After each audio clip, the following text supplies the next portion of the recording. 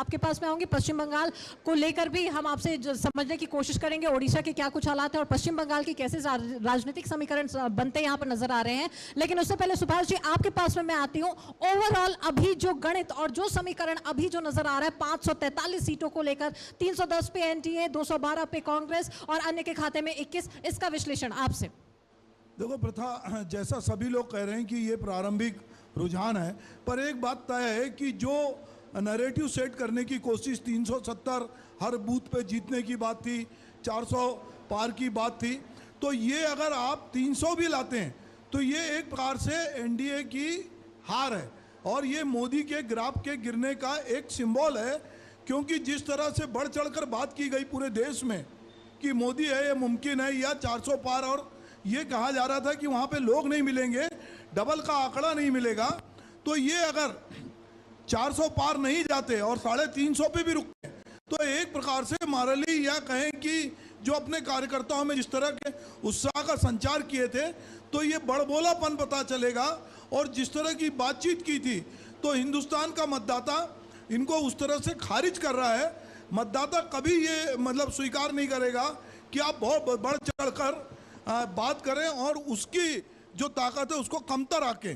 तो मुझे लगता है कि ये जो आंकड़े हैं, भला ही मैं बार बार कह रहा हूँ कि बीजेपी जीतेगी, बीजेपी के सारे सर्वे कह रहे हैं कि उन्हीं की सरकार बनेगी, पर ये सरकार उस कहना चाहिए जिस वेग से बढ़ रही थी, जो अश्वमेघ का घोड़ा जिस तरह से दौड़ रहा था वो रुकेगा। और आने वाले समय में विपक्षी दल जो गलती किए हैं उसको सुधारेंगे और जो विधानसभा चुनाव है या बाद के चुनाव हैं उसमें एक सशक्त विपक्ष की तरह खड़े होंगे। और जो मनमानी जिसको ये लोग कह रहे हैं विपक्षी, जो प्रतिरोध की ताकत को दबाने की कोशिश विपक्षी कहते हैं कि हो रही थी, उसमें कहीं ना कहीं रोक लगेगी। और बीजेपी में भी ये जो वन मैन आर्मी थी कि एक व्यक्ति, दो व्यक्ति जो हैं संगठन से ऊपर हुए थे, तो बीजेपी के अंदर भी नए तरह से चिंतन होगा। और इनका जो मातृ संगठन है आरएसएस, वो भी इस पर समीक्षा करेगा कि हमको किसी एक व्यक्ति पे दांव लगाना चाहिए या हमको अपने संगठन को आगे बढ़ाना चाहिए।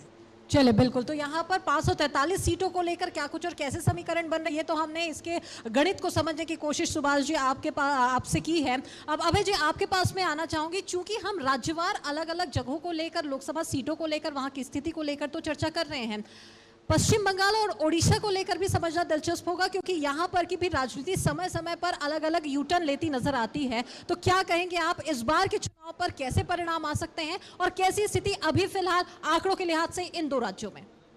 बिल्कुल प्रथा, मैं अपनी बात आगे दोनों राज्यों की चर्चा करूं, इसके पहले मैं सुभाष जी की बात जो उन्होंने कही है उसको एंडोर्स करना चाहूँगा। बीजेपी का पिछले कुछ दिनों में कांग्रेसीकरण होता जा रहा था।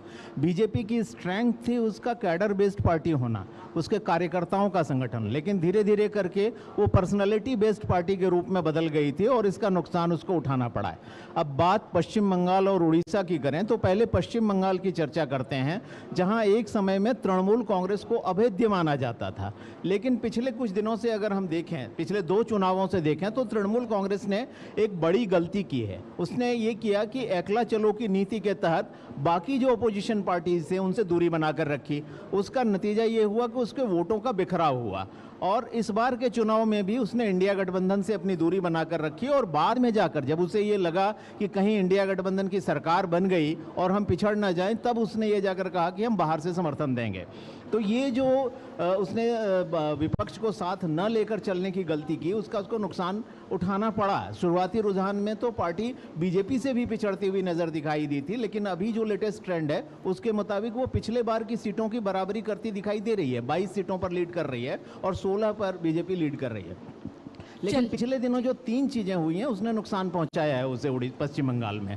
पहला, संदेश खाली।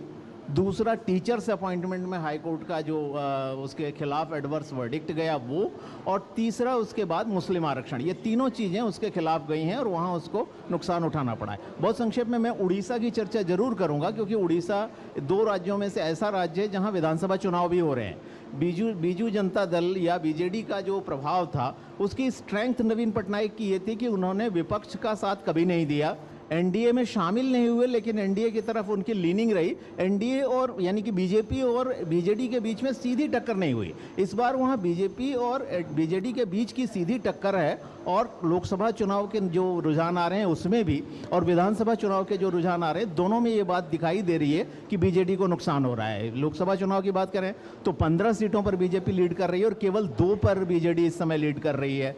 और स्टेट इलेक्शंस की बात करें तो 34 सीटों पर बीजेपी लीड कर रही है और केवल 20 पर बीजेडी लीड कर रही है। तो ये दिलचस्प चुनावी आंकड़े हैं। चलिए, बिल्कुल। तो जिस तरह से हर बार बीजेपी को लीड करते हुए यहाँ पर देखा जा रहा था, इस बार कुछ कहीं ना कहीं बीजेपी के पक्ष में या उसके खेमे में वैसी बयार चलती नजर नहीं आ रही। हालांकि इसका ये भी मतलब नहीं है कि बीजेपी पिछड़ रही है, लेकिन फिर भी कहीं ना कहीं आंकड़ों के लिहाज से जितना दावा बीजेपी कर रही थी और जितनी आश्वस्त ये पार्टी नजर आ रही थी, उससे कुछ पिछड़ती जरूर नजर आ रही है। इन्हीं आंकड़ों को लेकर राजेश जी मैं आपके पास में आना चाहूंगी। इस प्रकार से अभी देखा जा रहा है, ये तो ओवरऑल आंकड़े हो गए जिस लिहाज से अभी जो पार्टी ने यहाँ पर अपनी प्रदर्शन जो अपना किया है। इंडिविजुअल जब भारतीय जनता पार्टी की बात आती है तो अभी की बात करें तो 217 सीटों पर बीजेपी बढ़त बनाए हुए इंडिविजुअल। पिछले चुनाव की अगर बात करें तो इंडिविजुअली उसने 300 का आंकड़ा पार कर लिया था और 303 सीट पर लीड की थी। क्या वजह इसके पीछे की मानी जा सकती है? देखिए प्रथा, जो आप बोल रही हैं कि पिछले लोकसभा चुनाव में बीजेपी 303 सीट के करीब आई थी और इस बार 270 सीटों पे अपनी लीड दिखा रही है। बहुमत से हालांकि सिर्फ 2 सीट ही दूर है बीजेपी। 217 जी 217 पे अभी लीड कर रही है और 272 सीटें उसको बहुमत के लिए चाहिए। तो हालांकि अभी गैप काफ़ी बड़ा हुआ है, और लेकिन फिर भी अगर हम कहें कि 303 का आंकड़ा जो पिछले लोकसभा में उसने हासिल किया था, वहाँ से तो काफ़ी दूर दिख रही है बीजेपी की मंजिल। लेकिन ये ज़रूर है कि जिस तरीके से तस्वीर बदली है और बीजेपी और उसके सहयोगी दल आगे बढ़ रहे हैं, उसको देखते हुए लगता है कि बहुमत से एक बहुत अच्छा आंकड़ा वो हासिल कर चुके होंगे। और 300 पार एक सीटें जो दिख रही है अभी फ़िलहाल बीजेपी की, तो 320-325 के करीब वो हासिल हो सकती है।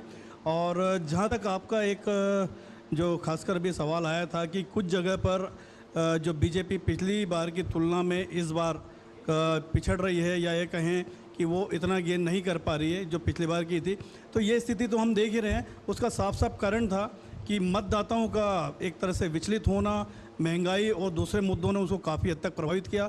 तो कहीं ना कहीं वो सीटों पर भी उसका फ़र्क दिखा ही है, जो हम अभी नज़र आ भी रहा है हमें स्क्रीन पर।